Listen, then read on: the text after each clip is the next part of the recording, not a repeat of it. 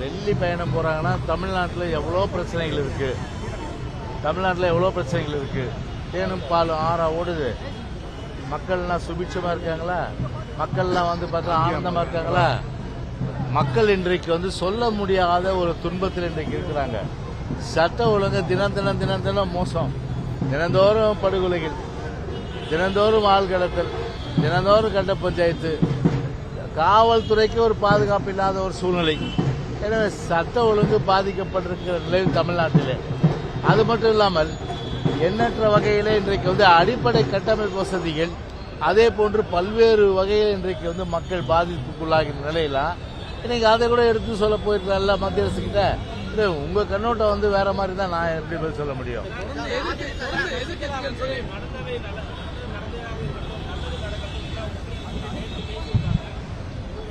இல்ல, அது குறித்து ஏற்கனவே பொதுச் செயலாளர் தெளிவா விளக்கம் சொல்லிட்டாரு. அந்த விளக்கத்துக்கு மேல நான் போக வேண்டிய அவசியம் கிடையாது. வேற என்ன கேள்வி இருக்கு?